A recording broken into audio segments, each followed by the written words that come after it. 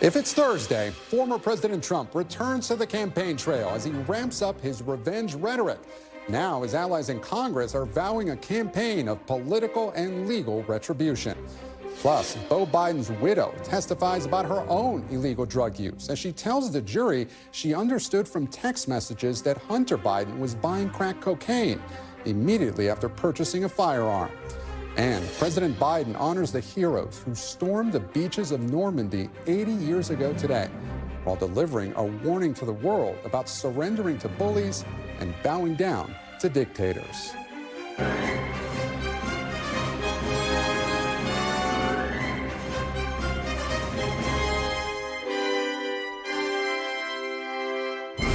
Welcome to Meet the Press Now. I'm Gabe Gutierrez in Washington. In just about an hour, former President Trump will be back on the campaign trail for his first public event since being convicted a week ago.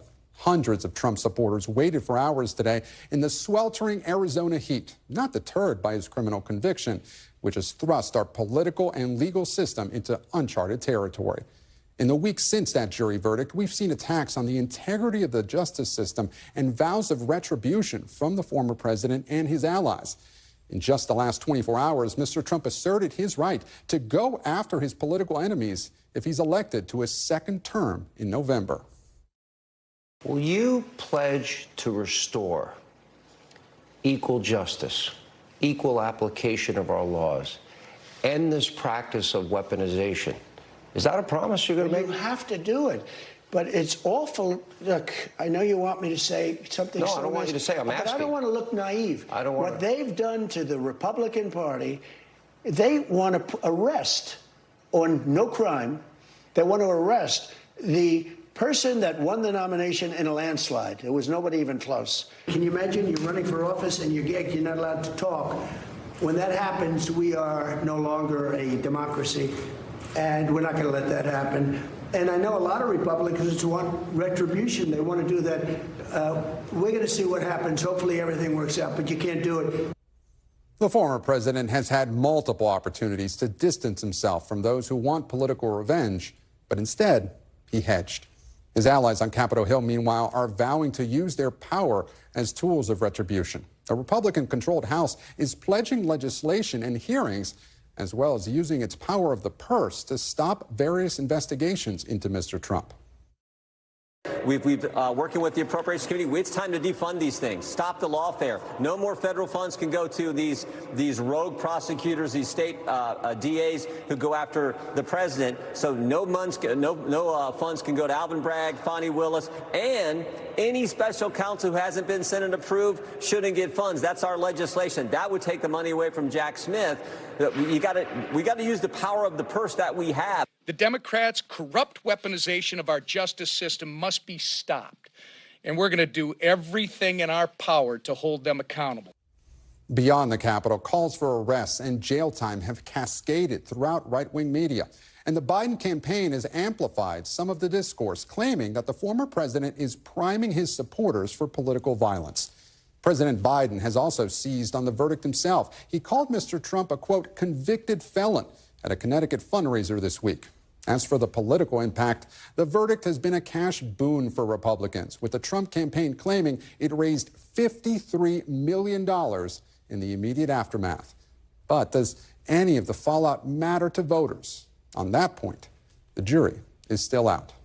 In a Quinnipiac poll of Battleground, Georgia, 50% of registered voters agreed with the guilty verdict. But that same poll had Trump leading President Biden by 5 points, just inside the margin of error. And nationwide, the New York Times Siena poll had Trump with a 3-point lead over Biden before the verdict. But in a Recontact poll after the verdict, that margin narrowed to a 1-point lead for the former president. So we begin with NBC's Vaughn Hilliard. He's in Phoenix, where former President Trump is set to take the stage in less than an hour. So, Vaughn, we've seen Trump's allies go pretty far on the retribution rhetoric. Can you sum up what we've heard from Mr. Trump? He's not ruling it out. No, in the last 2 nights, he's done 2 different interviews, one with Sean Hannity on Fox and another on Newsmax, in which he was directly asked about the extent to which he would seek retribution against rivals and those who he feels like are behind the prosecutions and ultimately the trial and conviction of him. in New York. And he suggested in both interviews, one specifically about Bill and Hillary Clinton, that could be a potential path that he sees if he were to take back the White House. And yesterday to Sean Hannity, he said that he knew that Sean Hannity wanted him to say nice things and to all but moderate his message on that front, knowing that it could scare away some reticent conservatives or independents. He said, well, he does not have any specific plans. He said that there are Republicans who are urging him to do so, and he very well could.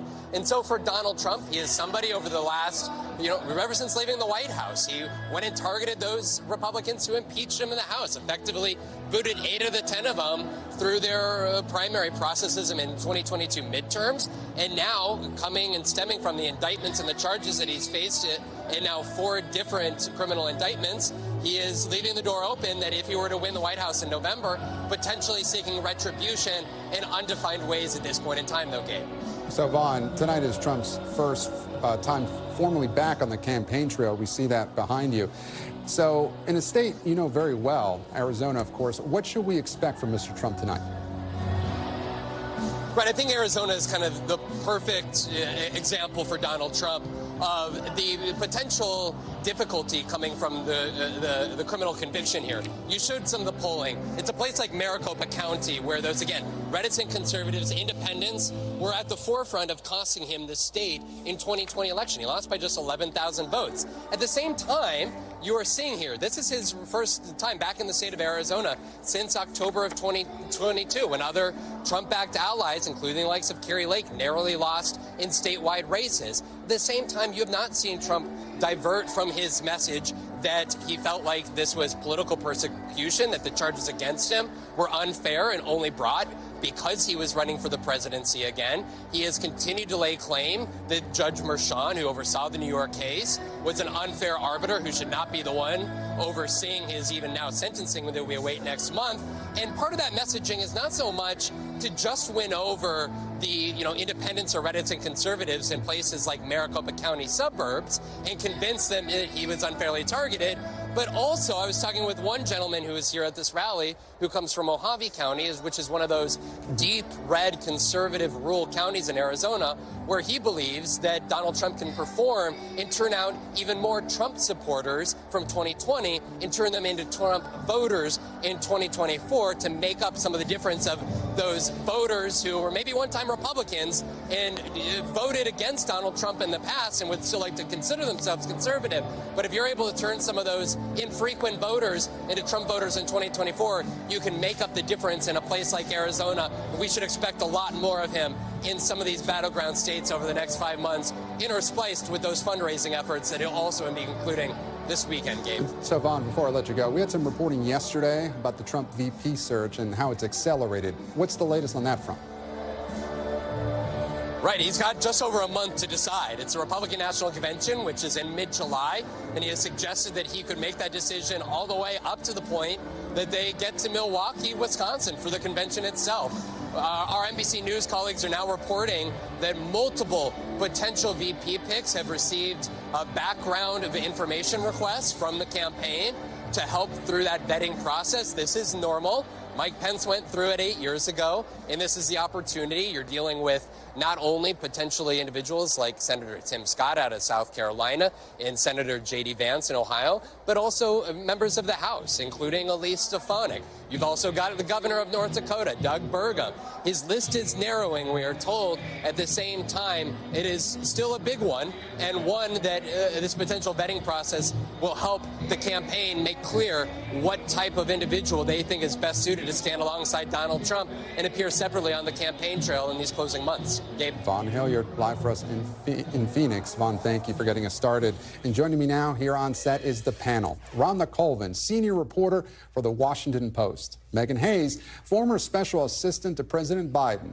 Garrett Ventry, Republican strategist and senior advisor to the Kari Lake Senate campaign. And my NBC News colleague, Mark Murray. He's our senior political editor. Thank you all so much for joining me. Rhonda, I want to start with you. It's been a week since the verdict. How has this race changed or not? I think we're all waiting to see how it changes. You know, there have been some early polling done. There, in fact, was the ABC Ipsos poll that showed how people are feeling about it. It's kind of split half and half, which you would expect, and that might be a party line situation where you're seeing half of Americans saying that they think Trump should drop out. The other half say, you know, this is unfair. So I think we're still trying to get a clearer view of how this is affecting the race. But we do know that the former president's campaign says that they have raised a lot of money, record amounts. I think we'll get a clearer picture of exactly what they raised when FEC filing deadlines happen next month. But for now, we're just seeing how this plays out. I mean, we're in unprecedented times, uncharted territory. I think we've all been using those phrases a lot in our reporting. But, you know, we don't have a playbook for this, so we're going to have to see how this goes. And Rhonda, the campaign has been saying repeatedly how much money it's raised. And Garrett, I want to turn to you, and I want to put up a fundraising email that the Trump campaign sent this week. It says, Democrats would rather see me dead than back in the White House. But those deranged psychopaths would settle for 187 years of prison time instead if they get away with this mob-style attack on the most popular president in American history. Imagine what they'll try to do for you. So putting aside the 187 years, I'm not sure where he got that number. Because are on brand, though. Yes, very on brand. So, yeah, we've been talking up to 4 years potentially, and even if they were served consecutively, only be 20 in the state of New York. But putting that aside, is a fundraising email like that, is that beyond the pale?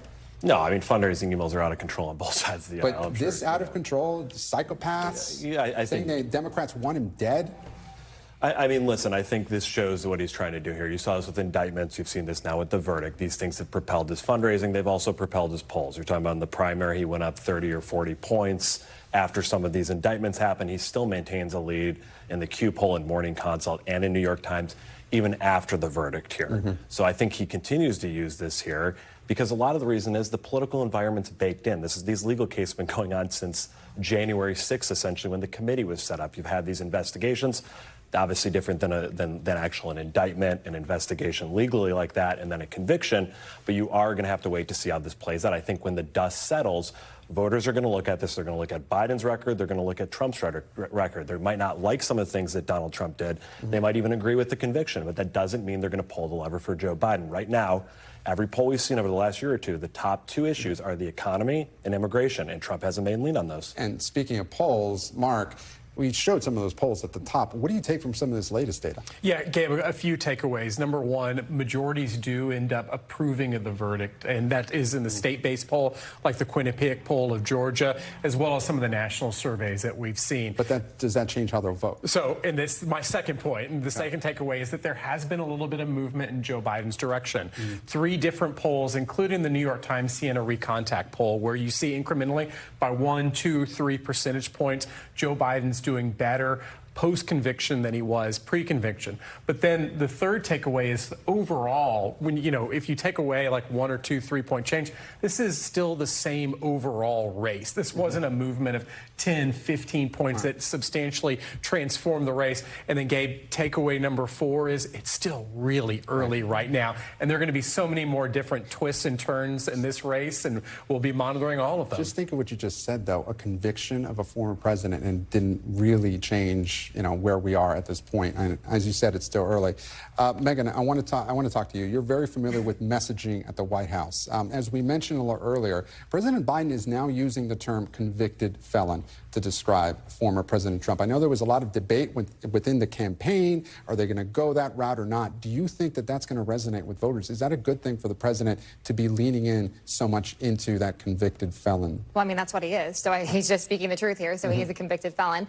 And to your point, like this campaign and this election, we won on the margins. And these are national polls that are taking place. And then battleground states, these are going to be won on the margins. He won Arizona by 10,000 votes last time. So when you're talking about these fundraising emails and these polling things and using terms like convicted felons, that really matters to voters. And that's what's going to make a difference when people start paying attention when they start early voting. And Garrett, I want to play a little bit of sound from Senator Marco Rubio in the hallway yesterday. Let's take a listen to that. I think it's part of a broader problem, which is the weaponization of government, whether it's Congress with 2 impeachments and years of investigations about a variety of things. All these things are just an effort without precedent. I don't know of anybody who's ever faced this onslaught of consistent persecution over 7 years in American politics. And So those lines get crossed. I mean, I've been saying this, once you cross these lines, it's going to be hard to put this genie back in the bottle, whether we want it to or not, whether we think it's good or not. That's why it's so bad for the country. You know, Garrett, he's talking about putting the genie back in the bottle and acting like, you know, he doesn't have a choice, like he's being forced to, you know, have political retribution against Democrats. What is Marco Rubio saying? Is he trying to rationalize what former President Trump is saying? No, I think he has the view that a majority of Republicans have, half the country has, which these are politically motivated cases against the former president. That's a mainstream view that people hold, right? Mm-hmm. And so... But this idea of political retribution, and we heard it in our introduction, right? The former president had the opportunity to kind of distance himself from that fiery rhetoric, going after his opponent. Sean Hannity gave him that opportunity several times in that interview yesterday, and he didn't take it. Well, again, I think this is opening up Pandora's box here, and you can look. The closest place you can look at is the immunity case when you're talking about this at the Supreme Court with Jack Smith. Now, you're talking about if President Trump doesn't have a narrow immunity on the January 6th case. You're talking about with Obama drone strikes, with what happened in Afghanistan. Though the Department of Justice from a future president, doesn't have to be President Trump, could bring those charges as well. So this has opened up Pandora's box just from Jack Smith's investigation alone. Rhonda, you cover Capitol Hill, and we were talking about it a little earlier with Jim Jordan talking about the power of the purse and how Republicans might have political retribution given the power that they have. What exactly is on the table in Congress? Well, this week, the Speaker did announce that they would have a so-called three-prong approach where they're going to use the appropriations process, hearings, other measures that are in the toolkit of the legislative branch to look into the investigations into the former president, the jurisdictions like New York, who have gone after him and had these trials, or one trial right now. I think the one area that I'm looking at as a reporter is if that threat to freeze up funds that would go to the DOJ or into any of the judiciary, if that will actually take fruition.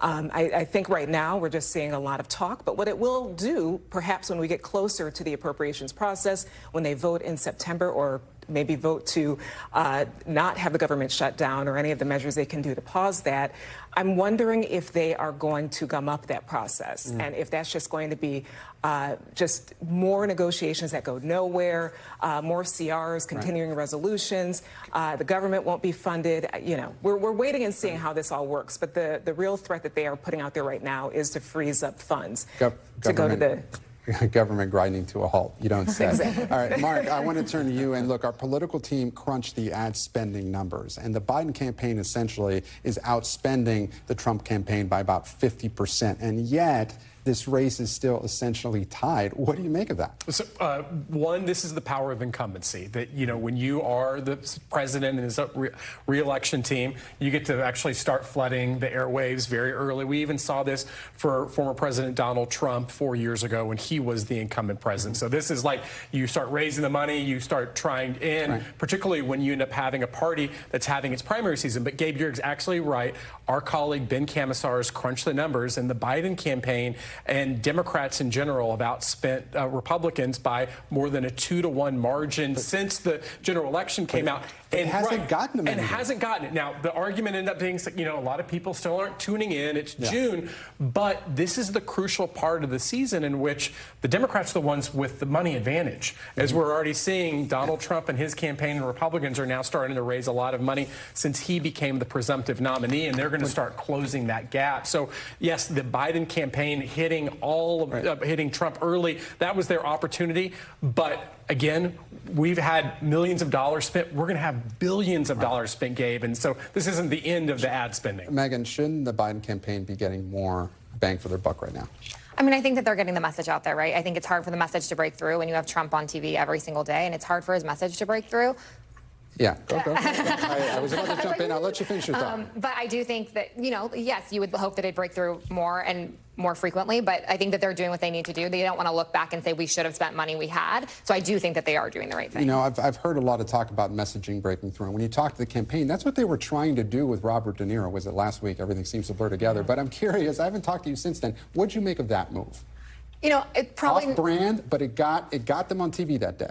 It did get them on TV that day. It's not something that it is very off-brand for the president. I won't deny that. I'm not exactly sure that it accomplished what they wanted it to accomplish, and I'm not sure it got them on TV in the way that they wanted. But it did get them on TV, so it did accomplish their message. It did also break through into some other outlets that they weren't breaking through, like Variety and some of the entertainment networks, and trying to meet voters where they are. So, you know, whether or not it was a success or a win, I'll let them decide.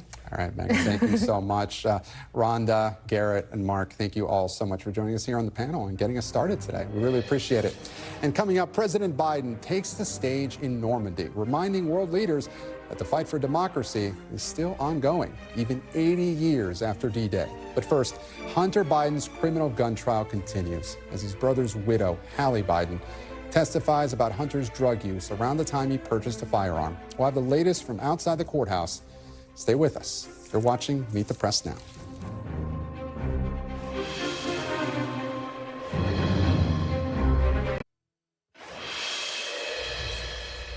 Welcome back. The prosecution in the Hunter Biden criminal trial in Wilmington, Delaware, could rest its case by the end of the day after one of its most high-profile witnesses took the stand. Hallie Biden, the widow of Beau Biden, who was also romantically involved with Hunter Biden following his brother Beau's death, testified today about finding Hunter's gun. That weapon and how Hunter purchased it is at the heart of this trial. Hallie Biden, who testified under an immunity agreement, spoke in detail about Hunter Biden's use of crack cocaine, as well as admitting to her own drug use, which she said she was embarrassed and ashamed of. Meanwhile, ABC News reports that President Biden said in an interview today that he would accept the outcome of his son's trial and that he would rule out a pardon. Joining me now from outside the courthouse in Delaware are NBC News Justice and Intelligence correspondent Ken Delanian and NBC News White House correspondent Mike Memoli. Thank you both for joining me. And Ken, to you first, walk us through today's testimony. What stood out to you? Hallie Biden's testimony was really the main event of today, Gabe. She took up most of the day on the stand, and it was dramatic, it was heartbreaking, it was sordid at times. She talked about how Hunter Biden introduced her to crack cocaine when they began a romantic relationship after Hunter's brother Beau and her husband died. And she talked about Hunter's descent into the depths of drug addiction and the fact that he was using a lot and buying drugs a lot while they were together. She also talked about the moment when she discovered that handgun in his truck and decided to get rid of it in a hasty decision that she said appears silly in retrospect. She took it to a grocery store and dumped it in a trash can. And then when she told Hunter Biden about that, he panicked because the gun is registered in his name. They called the police. The police responded, and that's really why we're here today. It became a police report, and it became clear exactly what happened. And most crucially for the prosecution, Gabe, she also testified about a text exchange where Hunter Biden talked about using drugs one day after he bought that gun and filled out a form that said he wasn't using drugs. That's really the crux of the case, and that was devastating evidence, Gabe. So, Ken, how did the defense try to poke holes in her testimony today? Well, they tried to suggest that perhaps those texts didn't mean what we thought they meant, that perhaps Hunter Biden wasn't telling her the truth when he said he was dealing with a drug dealer in Wilmington and smoking crack in a car, that perhaps he was seeing another woman or doing something else. And they tried to establish that he didn't always tell her the truth. And they tried to sort of undercut her credibility in a variety of ways, because if the jury believes that Hunter Biden was using drugs one day after he filled out that form, that's a big problem for the Biden defense. Their whole defense is that he didn't knowingly lie on that form. Yeah, so on that point, Ken, is that the burden of proof for the prosecution, is that Hunter was on drugs and knowingly or intentionally lied on the background check forms? Or is it just enough to say that Hunter Biden was on drugs and therefore lied on those forms? It depends on the jury. They do have to prove it's a state of mind crime, Gabe. They do have to prove that he lied knowingly. But, you know, how do you get inside someone's mind? Sometimes the weight of the evidence is enough. If the jury decides, well, look, I mean, we can see the evidence that he was using drugs. There's no way that anybody in their right mind could have not known they were using drugs. That could be enough, Gabe. And Mike, the First Lady was there for the first 3 days of the trial, but she's in Paris today for the D-Day anniversary. How has the Biden family been grappling with this trial and some of those unflattering details that have come out? Well, we've seen just a blanket of support from not just the Biden family, but the extended network, not just the friends of Hunter Biden, but people who President Biden has known over decades in politics and here in Delaware, attending the trial on a daily basis. And we just learned in the last hour, thanks to Kelly O'Donnell, that the First Lady, after returning to Paris, after attending the D-Day commemorations with her husband today, is flying back now to Wilmington, Delaware. We presume that that means she would likely turn up here for Friday's trial proceedings, and then, as we understand it, return to Paris yet again, where she'll attend the state dinner on Saturday with her husband. We also saw today another family member join, Valerie Biden Owens. She is President Biden's sister, perhaps his closest friend, as he often says, his confidant. She took herself a red-eye flight from the West Coast to be here straight from the airport this morning. So it's just critical for the family to be there for Hunter Biden in this moment. There is just significant concern, especially as they're now deconstructing the most difficult period of his life for the public to see, for them to be there for him. People who have spoken with our colleague Sarah Fitzpatrick say he has been in good spirits. They had dinner with him, but there is obviously deep concern about what this trial is going to be impacting on him. You know, Mike, it is remarkable. The First Lady is crisscrossing the world, essentially, potentially, to go back to that trial tomorrow. And the thing you just said, Hunter Biden, you know, how is he doing? How has he been reacting to what his ex-wife and his ex-girlfriends have been saying? Yeah, I was in the courtroom for about an hour today, was able to keep close eyes on him and others, and he has been very engaged. He's had his head perched on his hand at times as he listens to this testimony. We have seen other members of the family at times become emotional during some of this, and I thought it was notable that yesterday when Kathleen Buell, Hunter's ex-wife, testified, that was the only moment that Jill Biden, the First Lady, was not in attendance. It is so difficult for this family to have to see members of this family that grieved the loss of Beau Biden together in 2015, now in the position of having to testify about this dark chapter in their lives. Hallie, of course, saying that she's embarrassed about becoming addicted, which she attributed to her relationship with Hunter. And think about the grandchildren. We have not seen any of either Hallie and Beau Biden or Hunter and Kathleen children attend, but we may see one of them called as a defense witness, Naomi Biden, Hunter Biden's oldest daughter, potentially a defense witness, as we see the prosecution saying they could still wrap their part of the case today. You know, Mike, quickly before I let you go, we talked about how the First Lady might be reacting to this. With the president overseas in this trip, and, you know, how has he been? Do we know if he's been, you know, paying attention to this at all? Yeah, Monica Alba, our colleague, reporting from a source familiar that the president and the First Lady today, even in the middle of their engagements on this solemn anniversary of D-Day, have been asking aides for updates from that trial. I know I've heard it from other members of the family that they've been watching our coverage of this as well. Significantly, the fact that he's being interviewed, the comments to ABC News about potentially pardoning his son, the president is really wrenched by the fact that it was his decision to run for president in 2020. He blames himself for the fact that Hunter is now going through this ordeal. And the one tool he has to potentially spare him from this, a presidential pardon, is one he says he's not going to use. Mike Memley, Ken Delaney, and thank you so much. And turning now to another courthouse, this one in D.C. This afternoon, a federal judge ordered former Trump advisor Steve Bannon to report to prison by July 1st to begin his 4-month sentence. It comes after he was found guilty of 2 counts of contempt of Congress back in 2022. Bannon's sentence had been on hold while he appealed the case, but last month the federal appeals court upheld Bannon's conviction. The judge, however, made it clear today that Bannon could still appeal today's decision, which would further delay his surrender date. And outside the courthouse, a defiant Bannon said he will continue to fight. I've got great lawyers, and we're going to go all the way to the Supreme Court if we have to. There's nothing that can shut me up, and nothing that will shut me up. There's not a prison built or a jail built that will ever shut me up.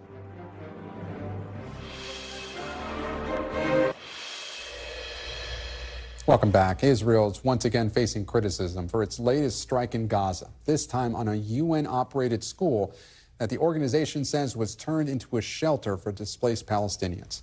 This video, taken by our NBC News team on the ground, shows damage to the exterior of the building, rooms filled with rubble and what appear to be makeshift beds. The UN agency in Gaza said, according to early and unverified reports, between 35 and 45 people were killed in the strike with dozens more injured. The Israeli Defense Forces pushed back, saying they were not aware of any civilian casualties and that they were targeting a Hamas compound housed in the school. Earlier today, my colleague Lester Holt asked U.S. Secretary of Defense Austin about the growing number of civilian casualties in Gaza. When you look at the number of civilian deaths in Gaza, what does that tell you about the way Israel is waging this fight, and should they be doing it a different way? Well, first of all, to the point that you made, Lester, is that this is a complex environment. You know, it's a three-dimensional fight. You know, rooftops, alleyways, underground, tunnels underground. So very difficult. And to compound that, Hamas routinely centers itself in and amongst the civilian population, puts its command and control facilities, its logistical nodes underneath schools and hospitals, and that makes for a much more difficult fight. Now, we continue to emphasize to the leadership in Israel that, number one, we are going to continue to provide support to Israel so it can defend itself. But number two, there are clearly ways to ensure that we're protecting the civilian population and moving the civilian population out of harm's way. And there are ways to be more precise in terms of achieving one's objectives. You can catch more of that one-on-one interview with Secretary of Defense Austin tonight on NBC Nightly News. But for more on the reaction to and fallout to today's strike, international correspondent Raf Sanchez filed this report from Tel Aviv. Israel is today facing tough questions over a deadly airstrike it carried out at a UN school in central Gaza. The Israeli military says it was targeting Hamas operatives, some of whom directly took part in the October 7th terror attack, who were hiding inside that school. It says it precisely struck 2 classrooms where they were hiding. But these schools have been a refuge for Palestinian families throughout this war, and it is now clear that a number of innocent people were killed in this Israeli strike. A nearby hospital says of the 40 or so people killed, more than half of them were women and children. Our team in Gaza was in the emergency room as these dazed, bloodied, wounded kids were being brought in for treatment. Now, the Israeli military says it twice delayed carrying out this strike to reduce civilian casualties. It says it took other measures to reduce civilian harm, including reconnaissance flights shortly before the attack. But a leading Israeli human rights group, B'Tselem, is saying today that while it would be illegal, a violation of the rules of war, for Hamas to have planned military operations out of that school, it would not justify Israel carrying out a strike on a protected facility where so many civilians were sheltering. Now, all of this just underscores the fierce urgency of the White House's push to get to a ceasefire, to get to a deal, to free the hostages. President Biden and 16 other world leaders today releasing a joint statement calling on Hamas to accept the ceasefire proposal that is on the table. Hamas has not formally responded to that proposal, which they've had for about a week now, but they are saying that they want guarantees that the Israeli government is committed to ending the war and to withdrawing its forces from Gaza, something that Prime Minister Benjamin Netanyahu has so far refused to publicly say he will do until Hamas is destroyed. Back to you.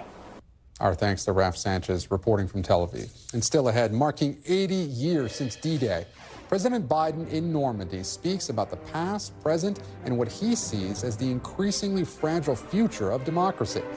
You're watching Meet the Press Now.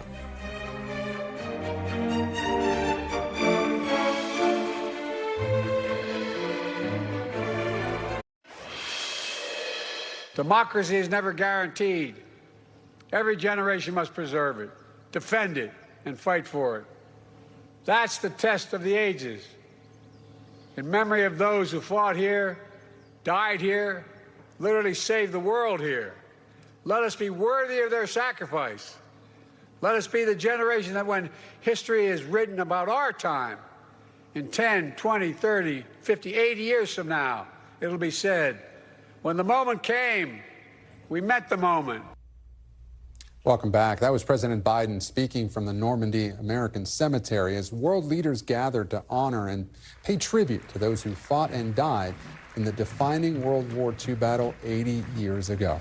The president and first lady laid a wreath at the cemetery where more than 9,000 Americans are buried, most of whom lost their lives on D-Day. President Biden also met with some of the last surviving veterans of the pivotal battle. Around 150 Americans who took part in the Normandy landings managed to make the trip for this year's remembrance. Speaking at the American Cemetery, President Biden addressed the ongoing fight between autocracy and democracy. The struggle between a dictatorship and freedom is unending. Here in Europe, we see one stark example. Ukraine has been invaded by a tyrant bent on domination. And make no mistake, the autocrats of the world are watching closely to see what happens in Ukraine, to see if we let this illegal aggression go unchecked. We cannot let that happen. To surrender to bullies, to bow down to dictators is simply unthinkable.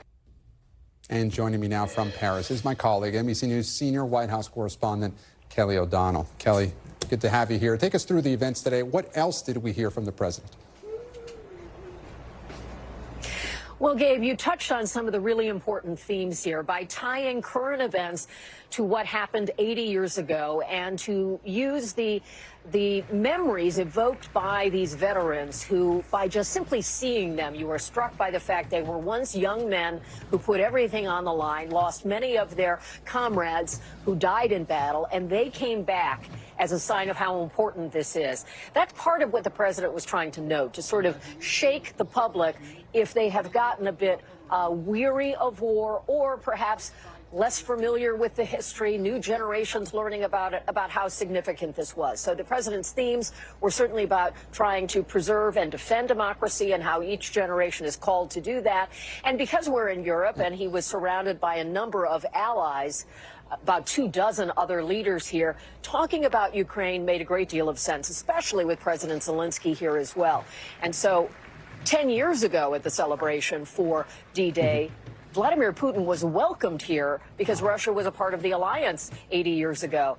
Not this time. Gabe? Yeah, certainly after the invasion of Crimea, things have definitely changed. And Kelly, the president also set to deliver a speech tomorrow. What do we know about those remarks and the significance of the location? Well, he will certainly be touching on some of these themes, but as you point out, the location matters because Pointe du Hoc is where American Rangers were able to scale the cliff and be a part of a very important battle in World War II. And so there's a real tie to American heroism there. And he will also use that opportunity to talk about how some of the threats that certainly the world saw 80 years ago, today those threats come in different ways. Some of it will have more of a feeling of some of the domestic issues that are happening. Typically, presidents, when they're overseas, don't talk about domestic issues straight on the nose, but the president will certainly be talking about some of the themes that will echo in the current national conversation we're having and in the election year we're all experiencing. So location will matter, symbolism will matter, and trying to connect those historical parallels to some of the issues that are in play right now. That's what we expect tomorrow. The president will also meet with Volodymyr Zelensky while he is here in Paris. That, of course, a chance for them to talk about the ongoing support of the U.S. and European allies for the war effort in Ukraine against Russia. Gabe? All right, Kelly O'Donnell in Paris live for us. Thank you so much, Kelly. And joining me now is former U.S. Ambassador to Russia, Michael McFaul. He's also an NBC News International Affairs analyst. Ambassador, thank you so much for being here. I want to start with your reaction to the president's speech, especially the direct line he drew from the threat of autocracy in 1944 to today. Well, I think the president's absolutely right about that. We were in a fight against fascism back in D-Day. We won that battle. Then, because of the Soviet Union, we went into a Cold War. That was also a fight between a totalitarian dictatorship and the free world. And then after the Cold War, we thought for a while that that was all over and that the whole world wanted to be democratic. The whole world wanted to join with us in a kind of collection of international community of democratic states. But that turned out not to be true. And today you have the rise of autocracy in Russia and China, Iran, and it creates not exactly the same challenge, but we are back to a world between autocrats and democrats, like the president just described. And he's absolutely right. All the autocrats are watching to see what will happen in Ukraine. Will the free world prevail there? And I would add something that he didn't say. They're also watching our election to see what happens here. And are we truly committed to democracy here back at home? That's something qualitatively different from the era when he was speaking about earlier today. And Ambassador, on that point of the world watching what happens in Ukraine, of course, one of the most significant alliances that came out of World War II was NATO. It had been strengthened in the first few years since the war in Ukraine broke out. But if the war continues, can that last? Well, I most certainly hope so. It's the greatest alliance in the history of the world. It's the most enduring alliance. It's based mostly on values, by the way, too. Almost all members are democracies. And for us, it advances our security interests. We're always better dealing with autocracies and potential competitors. And even if we have to go to war, we're always better doing it with allies than going it alone. And this alliance has been a very stabilizing force for security and stability in Europe for many, many decades. And Ambassador, as Kelly just mentioned, Presidents Biden and Zelensky are scheduled to meet on this trip. And reporting suggests frustration is building over the pace of U.S. aid. Ukraine says the U.S. is hamstringing them. The U.S. says its caution is out of fear of escalation. More than 2 years in, is that risk the same? Well, that tension has been there from the beginning because President Zelensky, his watch is ticking faster than ours. Every day he has to get reports from his intelligence officials about Ukrainians that were killed, and he doesn't have a way to stop that. And I know, because I've talked to him personally about it, that is a heavy, heavy burden. For President Biden, he wants to do, as he just said in his speech, he wants Ukraine to win and to repel those Russian forces. He also does not want to drag the United States into a war with Russia.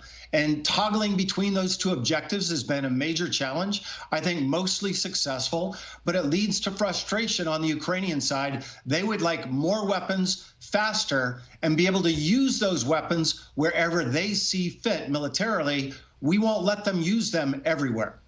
Yeah, that's right. And to that point, just today in an interview with ABC News, President Biden reiterated that the U.S. would not sign off on weapons being used to attack Moscow. But his remarks, President Biden's remarks about the threat of autocracy come just a day after President Putin threatened to provide weapons to hit the West to other countries. So that, of course, comes after a U.S. decision to allow Ukraine to use those weapons to hit Russia around the border, as we mentioned. So how seriously should we view this threat from Putin? Well, first, I want to applaud the Biden administration's decision to allow Ukraine to use those weapons on the border around Kharkiv. I think it was an absurd position that they were being attacked from Russian territory, but couldn't fight back. We believe in self-defense, at least I do. It's codified in the UN's charter. Ukraine has the right to self-defense. That was the right decision. Putin, of course, is responding as he always does. He's threatening, he's escalating. This is designed to deter us. I have no way to assess. I don't have access to secret intelligence anymore like I used to when I worked in the government. But I see it as a bluff. I think one of the things we've learned so far in this war is Putin is ready to attack Ukraine and ready to attack civilians and ready to kidnap Ukrainian children. He'll do anything to Ukrainians, but he has yet to ever attack us or the NATO alliance. I think that's a good thing, and I think it'll remain true for the remainder of this tragic, barbaric war that he is conducting inside Ukraine. And Ambassador, Putin has also renewed his threat of nuclear weapons. Do you think that's also a bluff? Again, these are hard things to understand. Unless you're talking to Putin directly, you don't know. But we've seen him threaten this for now 2.5 years, and he has not followed through on that. What he's trying to do is to prevent us from giving Ukraine more effective weapons. And from time to time, that's been successful. And Ambassador, what would you like to hear from President Biden tomorrow? And then also looking ahead to next week, the G7 is meeting. What should their priorities be? Well, tomorrow, to the extent I understand it, he's going to give a big speech on democracy, and I think that's great. I think he needs to frame for the American people why it matters what happens in Ukraine, why this is not just their fight, but our fight for the free world. And I think he needs to explain that very clearly, that it has implications for peace and security in Asia. What Xi Jinping might do vis-a-vis Taiwan might be informed by how successful Putin is in Ukraine. So I think that's the objective of the speech tomorrow. Right. At the G7 meeting, I hope he will do more to squeeze the Russian economy. They've done comprehensive sanctions together. The G7, I applaud that. And at the same time, I think they could do more, in particular to reduce technologies that are flowing in from Russia, not just from China, which has been getting a lot of news lately, but from the Western countries, from Germany, from Europe, even from the United States of America, through intermediaries going through countries like Georgia and Kazakhstan, Hong Kong. We've got to stop that, and I hope the G7 will announce new measures to try to reduce that technology, because every time we allow that technology to go to Russia, that technology is being used to kill Ukrainian civilians and Ukrainian soldiers. Ambassador Michael McFaul, thank you so much, as always, for your expertise. And coming up next, President Biden's Southwest border policy backlash, why both immigration agents and asylum seekers are at a loss of what to do following this week's executive action. You're watching Meet the Press Now.